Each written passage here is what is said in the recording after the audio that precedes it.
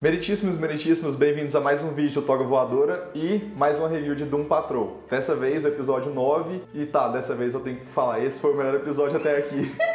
Eu tava assistindo o episódio e estava esperando. O Léo vai falar que esse foi o melhor episódio, mas realmente foi. Não teve como. Depois que eu terminei o episódio, a primeira coisa que veio na minha cabeça é, velho, a Jane é de longe uma das melhores personagens que eu já vi, tipo, sendo criada não só em séries, mas acho que mídias em geral. Porque a profundidade que ela ganha, nesse episódio especificamente, mas em toda a série, é muito grande. Só que aqui é o ápice dela, e se não derem um prêmio pra Melissa Guerreiro, eu desisto de premiações de televisão, velho. Porque ela rouba toda a cena que ela tá, e aqui ela não faz aquele negócio de fazer todas as personalidades, mas ela atua tão bem, como a Jane mesmo, assim, ela aprofunda muito nessa personagem, nessa persona que é a Jane, que você fica preso o episódio inteiro. Eu fiquei pensando como que foi o casting dela. Tipo, faz 15 personagens aí, vamos ver se isso é boa. Pois é, o fragmentado a gente ficou, uou, ele atua muito, mas é porque fragmentado tem aquele negócio de ser mais sério, ser suspense, você fica mais impactado. Aqui, que é uma série com uma veia mais cômica, pra ela conseguir extrair tanto drama da personagem assim, é porque ela tem um alcance muito grande. Mas antes disso, tem dois links muito importantes pra vocês clicarem aqui na descrição. O primeiro deles é pra página e pro grupo Doom Patrol Brasil, onde acontecem discussões sobre Doom Patrol, e o pessoal que tá ali já lê os quadrinhos, então você consegue ter um panorama diferente. Eu criei muito pouco quadrinho de Patrulha do Destino, eu sempre aprendo muito sobre os personagens e sobre quem são essas pessoas originalmente ali. Então se você quiser ter uma discussão um pouco mais aprofundada, cola lá que sempre tem informação pra caramba lá, Rogerinho. E o segundo link é pra um formulário que a gente tá criando pra conhecer mais vocês, pra entender qual que é o público do Toga de fato, e é importante vocês responderem pra gente aprender o que vocês gostam mais, qual conteúdo a gente vai poder produzir, o que a gente vai abordar nos vídeos aqui, qual que é o padrão do vídeo que a gente vai ter. Olha a descrição sempre, porque sempre tem link importante, então bora pro vídeo. Esse episódio, ele meio que pega todos os pontos que a série vem acertando até aqui e eleva num grau muito absurdo. Pra começar pela direção. O jeito que o diretor filma aqui, o jeito que ele dá os planos mais abertos pra você entender o que é aquele espaço ali, pra você se localizar no subconsciente dela e no submundo, é muito foda, velho, porque as cenas são muito bonitas. A fotografia nesse episódio, eu acho que ela vai muito além do que a série já vinha entregando até o momento. Porque a gente tem aquela paleta mais bonita, assim, do espaço mais amplo, naquela parte que é meio que a lembrança boa da Kay, onde que a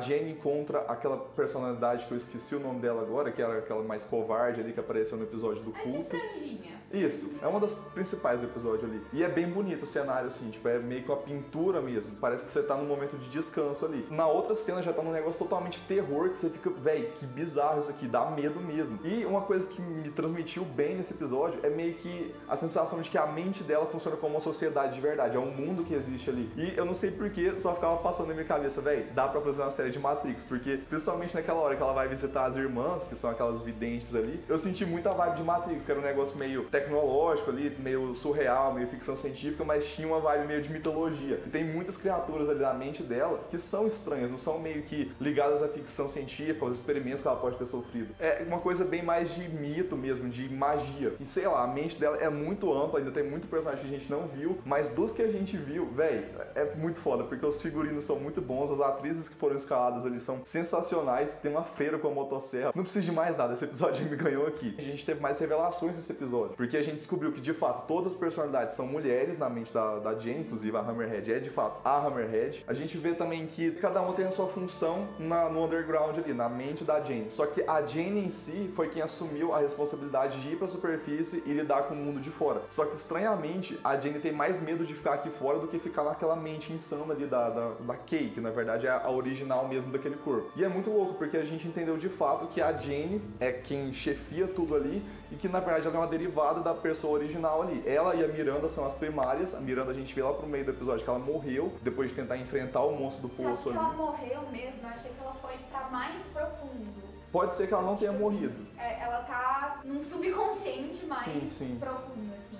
Então a gente vê que tem mesmo uma sociedade vivendo ali, que tem inclusive suas mitologias, e tem a figura do poço ali e do monstro que habita o poço, que a gente já vai entrar nessa parte do debate aí. Mas é bem interessante ver que tem diferenças entre as personalidades ali, que cada uma tem o seu papel, e que principalmente a Jane, ela tá ali pra ser a líder, quem vai dar segurança, como se fosse a síndica do prédio ali, onde que mora aquele tanto de pessoas. E aí tem mais uma vez aquela estrutura de 2 personagens vão pra ação e 3 ficam de fora. Dessa vez o Larry meio que foi descartado, porque quem faz o elo entre a mente mente da Crazy Jane. E a mente do Cliff é o espírito negativo, ele faz aquela ligação mental ali pro Cliff conseguir entrar, inclusive ele entra como o Cliff pessoa mesmo, não como a máquina, ele entra como o Brendan Fraser. Então a gente tem o episódio inteiro do Brendan Fraser atuando e, meu Deus do céu, de longe. Que saudade dele, né? É muito bom ver esse cara feliz naquele papel ali. E ele tá bem intenso mesmo assim, nas cenas que ele aparece. Então dá pra ver que ele tá realmente acreditando nesse papel, esse projeto todo vem de dentro do coração dele, porque ele ama o Cliff. E então a gente tem uma composição diferente ali, além só da voz do Brendan Fraser, porque ver o Cliff como humano é diferente, dá uma sensação estranha no começo assim, mas você começa a entender o que é o personagem nesse episódio e até onde que ele vai. E ele evolui muito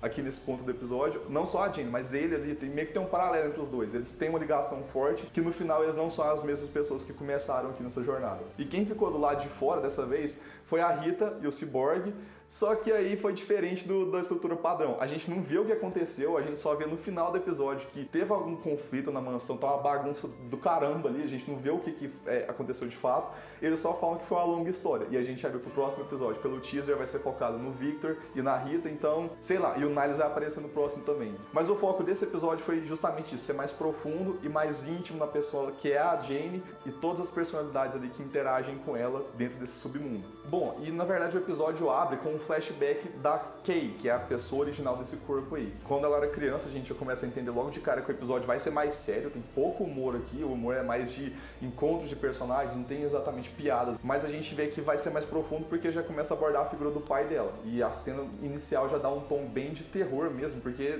a gente já entendeu, a mensagem é o quê? Esse cara abusou da filha, velho, é um negócio horroroso, tipo, é um monstro de fato esse cara. A quebra dela começou nesse momento da infância. Inclusive os quebra-cabeças estão presentes desde esse momento, é por isso que o trauma dela tá ligado a isso. Porque ela fala, pai, eu não vou porque eu tenho que terminar meu quebra-cabeça aqui. Não, então você sabe que eu não gosto de ficar esperando. E a gente tem que ir antes da mamãe chegar. E você fica, caramba, velho. Não tava esperando isso. Tipo, o Titãs já fez isso com aquele episódio do Rapina lá. Foi bem pesado mesmo. Só que aqui eu senti que foi muito mais profundo, velho. Nossa, foi marcante. Foi muito pesado mesmo. E aí a gente tem o Cliff interagindo com as outras personalidades ali. A Hammerhead, a motorista número 8 também, que é bem interessante o personagem, que ela se parece com a Jane. E ela até fala, eu não sei por que eu me pareço com a Jane e as outras não. A gente não entende as regras desse lugar aqui. A gente só é. A gente é o que a gente é. Então não tem muita lógica assim naquele mundo. É como se fosse um sonho mesmo. E é legal que no chapéuzinho dela, o 8, ele tá deitado é um infinito. Com um infinito. Muito bom. Porque pelo que eu entendi, aquele trem que ela pilota ali, ele é o que dá a volta por toda a mente dela, inclusive o que leva pra superfície. Então eles entram no trem, inclusive, no final, pra sair de lá. Mas enfim, voltando aqui, tem uma interação muito boa da Hammerhead dentro da mente da Jane lá com o Cliff, eles se dão aquelas bicadas clássicas ali já. E ele fica preso lá e tem uns diálogos muito bons aqui, principalmente do Cliff com a Karen. Sim, eu errei o nome porque é muito personagem que a Jane faz. Mas a Karen, aquela que queria casar no último episódio, ela tá presa aqui também, ela também se parece com a Jane, e ela dá uns diálogos ali com o Cliff, tipo, sempre entendendo que o Cliff tá querendo se apaixonar pela Jane ali, só que ele deixa muito claro que não, ele não quer isso, ele quer ser um amigo e, se possível, a figura paterna, que é o que ele vê na Jane, ele sente falta de ter um afeto ali da filha dele, e ele entende que a Jane mesmo, a personalidade da Jane, que é por quem ele tem mais carinho ali, é com quem ele vai conseguir ter essa relação aí mesmo. E enquanto isso, a Jane mesmo, que é a personalidade principal do episódio aqui, ela tá andando pela sociedade que tem ali no submundo, tá interagindo com a Penny, que é a personalidade covarde lá que eu falei no começo do vídeo, e as duas vão meio que tentando entender o que tá rolando, até que a Jane vai lá nas irmãs e elas falam, pra você entender o que você é e o que você tem que fazer, você tem que descer no poço. E a Penny já entende que descer no poço é um caminho sem volta, porque quem fez isso primeiro foi a Miranda, a outra primária, e não se sabe mais dela. Eu entendi que ela morreu, ou deixou de existir, ou tá presa lá com ele. O que de todo jeito é meio que a morte dessa personalidade aí. Ela nunca mais vai ser a mesma. E ao longo do episódio você vai entendendo que essas funções da cabeça da Jane é bem metafórico mesmo. Elas estão ali porque a Kay original, ela não consegue ter as funções mentais, tipo, normais de uma pessoa. Ela precisa dessas personalidades que protegem ela, que fazem o que a mente dela devia estar fazendo por ela. Então, é bem profundo isso. Eu não consigo entrar em tantos detalhes porque é bem de psicologia isso. Mas eu garanto que se vocês forem ler, assim, vocês vão entender mais paralelos disso aí, porque os quadrinhos são sempre baseados em muitas coisas da psicanálise mesmo. E aqui na série eu tô sentindo que eles estão aprofundando bastante nesses temas aí. E uma cena muito foda que eu achei aqui foi aquela hora que o Cliff e a Penny estão lá olhando o primeiro encontro do Homem-Robô com a filha do Carrasco, e ele fica achando, por que essa memória aqui ela tá escondida? Não é uma memória boa? E a Penny fala, é uma memória boa pra você, pra gente não. Aí ele, por que não é uma memória boa? A gente não tá tendo um conflito, a gente tava conversando bem. E a Penny fala, é porque você nos deu esperança. É como se fosse uma possibilidade de criar um laço com alguém de novo, mas elas não confiam tanto assim pra ir além dessa barreira aí. Aí fica naquele negócio de, a gente vai, não vai, e o abismo vai só abrindo entre ela e as pessoas da patrulha. É muito foda, velho. Tipo, é roteiro, isso aqui é escrita de personagem sendo bem aplicada, velho. Não tem defeito essa série, porque os caras entendem que eles estão escrevendo sobre pessoas problemáticas. Então, aonde eles vão com isso é questão de respeitar o que eles estão abordando mesmo. Os temas de saúde mental que eles abordam aqui é tratado de uma forma muito, muito bem escrita, muito bem pensada antes de colocar o projeto em prática. Não é uma série de super-herói mesmo. É uma série... Responsável. Exato. Não é irresponsável. É muito consciente o que eles estão fazendo. É uma, sei lá, é uma pérola essa série que não dá pra descrever. Não parece que é a DC que tá fazendo isso. Pior. É muito estranho. E não é uma série de herói. Exato. E tem sempre a questão da Jane, a personalidade da Jane aqui, ela tá batendo na tecla do ponto de volta. Ela não sabe como que ela vai fazer pra voltar pro lado de fora, porque ela tá com medo de se relacionar com as pessoas, ela tá com medo de criar laços afetivos, e ela não sabe o que ela tem que fazer como uma personalidade que tem uma função na cabeça da Kay, que é a pessoa original ali. Ela não sabe o porquê dela existir, ela não sabe o que ela tem que fazer pra ajudar essa criança que tá presa ali naquele poço. Então é muito triste pensar isso. Ela fala bem claro, eu não vejo um ponto de retorno, eu tenho que ir até o poço e é isso aí, eu tenho que enfrentar o meu medo e pode ser que isso acabe com a minha existência, mas o que eu tenho que fazer se eu não fizer isso? É muito, muito profundo. E além do ponto de retorno, a Jane fala muito de confiança. Ela não sabe se ela pode confiar, se ela deve confiar em alguém, e é por isso que ela não aceita a ajuda do Cliff. Ela não quer ter um laço com ele, porque a última vez que ela confiou em alguém foi quando ela era uma criança. Essa pessoa se tornou o pior inimigo dela na vida inteira. Ela tem um monstro eternamente na cabeça dela que era pra ser quem protegia ela ali. Então, velho, você não vê isso sendo construído em série, em produção, assim, que é blockbuster. E por mais que seja uma série, assim, mais artística, ela continua sendo um blockbuster, produzido pela DC. Aí você começa a ver que os produtores aqui, eles conseguem ir em pontos que as outras séries de herói não vão. Eles têm uma criatividade e uma noção do que eles podem fazer com essas pessoas que eles criaram ali, que vai fazer essa temporada ser muito especial. Por mais que eles errem daqui pra frente, sabe, a temporada feche de um jeito mais fraco, esses 9 primeiros episódios funcionam como um arco inaugural mesmo, assim, como uma consolidação da Crazy Jane como um todo ali. Porque a série gira em torno dela ao longo desses 9 episódios. Por mais que se aprofunde no Larry, no Cliff, na Rita e um pouco menos no Cyborg, eles têm um foco central na Jane, todo mundo se constrói em torno dela e a mensagem fica muito clara. Essa série é sobre conexões e sobre pessoas que estão traumatizadas ali e que, por serem pessoas que não são mentalmente saudáveis e que nunca tiveram ajuda de fato, agora que eles estão criando relações uns com os outros e isso faz eles se moldarem como pessoas mesmo. Eles, aos poucos eles se criam ali um com o outro e a aceitação do afeto, de confiar nas pessoas mesmo, de superar os traumas que cada um viveu até esse momento, é o que a série passa de mensagem, porque é importante você ter ajuda nos momentos de dificuldade, é importante você tentar olhar pra si mesmo, se analisar e ver se você não tá se impedindo de melhorar. É meio que essa mensagem do episódio, porque a Jane não depende do Cliff pra fugir daquela, não depende do Cliff pra ter aquela força que ela tem no final. Inclusive, pra já comentar as últimas cenas aqui do episódio, o Cliff ele tenta entrar lá como o Brendan Fraser mesmo pra ajudar ela, e aquela personalidade que parece um monstro de filme de terror ali com aquelas garras de metal, fala, não, homens não entram aqui. Aí o Cliff vai e começa a rasgar o rosto dele, que é uma cena muito, muito foda, velho. Tipo, eu já tava querendo chorar nessa cena aqui já. E ele começa a se rasgar mesmo da pele humana. Aí o narrador entra. Ele estava chorando, já tinha meia hora. É verdade, eu já tava acabado já. E ele começa a tirar a pele dele, ele fala, eu não sou um homem. E nessa hora ele já voltou a ser a máquina. E quando ele desistiu de ser o Cliff antigo e se tornar esse Cliff, o homem robô mesmo, aí que ele consegue ter acesso a Jane. E nesse ponto aqui, o roteiro fala muito de desconstrução. Porque quando ele tira a pele de humano ali, ele não é mais o homem. E o que é esse espaço aqui? É onde o primeiro homem da vida da Kay, que era o pai dela, acabou destruindo a mente da filha dele, porque o cara era realmente um arrombado, ele era um monstro mesmo. E o Cliff, quando ele deixa de ser homem, deixa de ter essa toxicidade que ronda toda a questão do homem hétero da década de 50 ali, de 60, 70, de 2000, 70, de 2019. Desde sempre. eu ia falar, tipo, todas as décadas até chegar aqui hoje.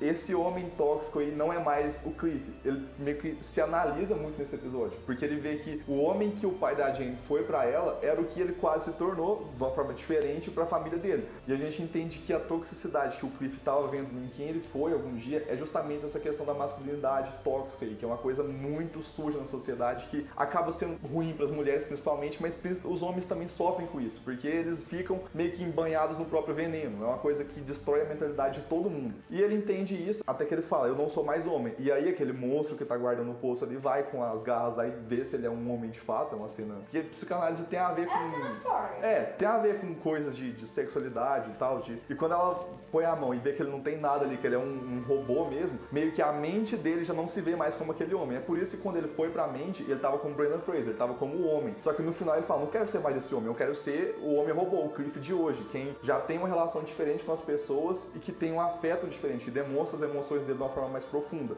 E assim que ele consegue passar lá pro poço e encontrar a Jane, que ela tá ali quase se entregando pro pai dela mesmo, ali ia ser a outra personalidade primária que ia morrer nas mãos desse cara aí. Ele chega lá e em nenhum momento ele rouba o protagonismo dela nessa luta contra o trauma pessoal dela. Ele tá ali pra ser o quê? Justamente o ponto de retorno. Ele é o símbolo de tudo que tá ali fora esperando por ela. As pessoas podem ser boas pra ela, pode ter afeto ali fora e ela pode se conectar de fato com alguém. E isso que dá meio que energia pra ela querer lutar e querer desafiar ele. E quando o pai dela pega o Cliff e destrói o corpo dele, ela fala, não, você não vai fazer isso com ele não. E ela não usa um poder exatamente contra ele. Ela só fala que não tem mais medo desse cara e que ela não vai deixar ele acabar com a vida dela mais. E é muito foda a cena, porque tem gente que achou estranho o monstro feito de quebra-cabeças, mas véi, tipo, é tudo metáfora, não é pra ser uma coisa, sei lá, Guerra Infinita, não é pra ser uma luta de super-heróis, não, é pra ser metáfora e é pra ser a batalha no interior da mente dela, é o mais profundo da mente dela que a gente foi aqui. E finalmente ela consegue vencer o monstro nesse primeiro momento aqui e trancar ele no poço. E quando eles conseguem sair e voltar pra superfície, eles perguntam pro Cliff o que aconteceu lá dentro. Ele fala, essa história não é minha pra eu contar, eu não tenho que falar pra vocês, eu tava na mente dela. Isso é um segredo meu e dela, de confiança, de uma relação de afeto que tá nascendo aqui, e eu preciso respeitar esse espaço dela. E a Jane sai e simplesmente vai pro quarto dela e deita lá. Só que no final ela ainda ouve a voz do pai dela falando, querida, vem aqui, o papai tá aqui. Tipo, é estranho porque muita gente fala, então construiu todo esse episódio pra chegar no final e voltar pra estaca zero. Não, é aquela questão de lidar com os traumas diariamente. Num dia você vai sair bem do conflito, num dia você vai se sentir vitorioso, se sentir renovado, mas o trauma, ele não desaparece de uma hora pra outra. Precisa de ter trabalho em cima disso, precisa ter constância na questão de você ver força em você mesmo. E se apegar nas pessoas que estão ao seu redor fazendo bem pra você, é um bom combustível pra isso, é a mensagem que fica no final, porque o Cliff, ele se arrependeu de ter sido escroto com ela e foi lá atrás e pediu perdão pra ela, tentou se redimir ao máximo e ela entendeu isso como uma mensagem positiva e que vai ajudar ela a ser um pouco mais saudável daqui pra frente. Ela não superou o pai dela de fato, porque é um trauma absurdo de pensar que vai resolver em um episódio. E é muito interessante porque ele meio que lida com a ideia de que talvez o trauma nunca desapareça. É provável que ele nunca vai desaparecer, mas é parte dela. Sim. Eu queria acrescentar que, assim, os roteiristas, eu achei eles muito responsáveis, assim, porque a doença mental, a depressão, a ansiedade, com ela derrotando o monstro, você vê que você que vai conseguir forças internas pra você mesmo derrotar. Ninguém vai conseguir fazer essa luta por você. As pessoas vão te dar apoio. Foi exatamente o que o Cliff fez. Ele não venceu a luta por ela. Ele deu o apoio. E aí ela foi e pensou, não, vale a pena eu lutar por isso, então eu vou. Sabe? Isso é muito real numa doença mental, na luta diária, né? E, tipo, ela vence a luta, não a batalha inteira. Exatamente. Isso que é muito bom. Porque é o que o Léo falou, foi um trauma, assim, horrendo. Abuso sexual quando ela era criança, velho. Do pai dela, nossa. Ela conseguiu botar um band-aidzinho naquela ferida, mas a ferida vai estar lá. E depois que a ferida curar, ainda vai ter uma cicatriz. Então, aquilo foi parte da construção dela como pessoa, né? Então nunca vai sair. É aquilo que os adictos falam, né? É só hoje. Eu não vou usar drogas, eu não vou beber só hoje. Amanhã a gente vai ver o que vai acontecer. Quem diria que a gente ia ver tanta intensidade na série da DC? Nossa! Eu tenho muito orgulho de ser fã dessa série, é muito boa, não dá. Bom, então, acho que não tem mais o que comentar, a série é absurda, melhor episódio até aqui, espero que vocês tenham gostado bastante também, que tirem algumas mensagens aí. É bem importante vocês tirarem mensagens positivas da série, porque ela não é uma série de drama, assim, uma tragédia. Ela tenta passar as mensagens que os heróis tentam nos passar desde criança, só que de uma forma mais profunda, mais adulta mesmo, e bem mais construída. Explícita. Sim. Porque a gente sabe que todas as histórias história desse super-herói, sempre tem um monte de nuances ali por trás. Trauma, né? Exatamente. Eu sempre fico pensando na história do Soldado Invernal, por exemplo, no filme. Sim. Como aquele filme tem tantas nuances, aquela história tem tanta coisa sobre saúde mental ali por trás, mas você disfarça, você Sim. tem que querer analisar pra você tirar isso. E aqui não, eles estão usando isso pra história, essa é a história. A história é sobre os traumas e não sobre... Não tá tentando disfarçar elas. Bom, então, por hoje é isso. Se você gostou do vídeo, deixe seu like aí, deixe nos comentários o que você achou do episódio e se foi essa obra-prima toda, que pra mim é a obra-prima toda mesmo. Nossa, se não achou, você sai daqui, Tá errado. mentira. Tchau, é por isso que esse vídeo tem meia hora, você não percebeu? Também clica no link aqui embaixo, que é pro grupo do Doom Patrol Brasil e pra página deles também, que lá tem essas discussões todas aí. Então se inscreva no canal, ativa o sininho para receber notificações de próximos vídeos e até a próxima. Tchau!